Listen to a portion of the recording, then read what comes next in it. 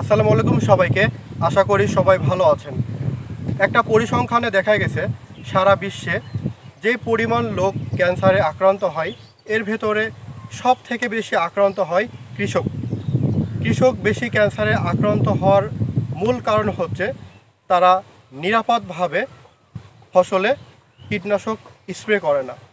তো আমার সামনে যে কৃষক ভাইকে দেখছেন, আজকে ভিডিও বানানোর মূল কারণ হচ্ছে যে আমরা যখন জমিতে আসব, যখন আমরা জমিতে কীটনাশক ছত্রাকনাশক স্প্রে করব, আমরা কিভাবে জমিতে কীটনাশক ছত্রাকনাশক স্প্রে করব সেই বিষয়টি আপনাদেরকে তুলে ধরার জন্য আজকের এই ভিডিওটি। আমরা যখন জমিতে বা ফসলে স্প্রে করব, আমরা কিন্তু এইভাবে এরকম পোশাক পরে আমরা জমিতে স্প্রে করব।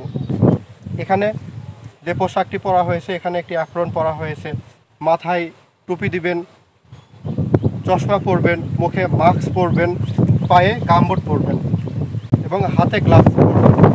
আপনারা যদি এভাবে ফসলে স্প্রে করেন তাহলে আমি বলবো যে আপনারা একদম নিরাপদে থাকবেন। সবাই ভালো থাকবেন, সুস্থ থাকবেন এবং নিরাপদে থাকবেন।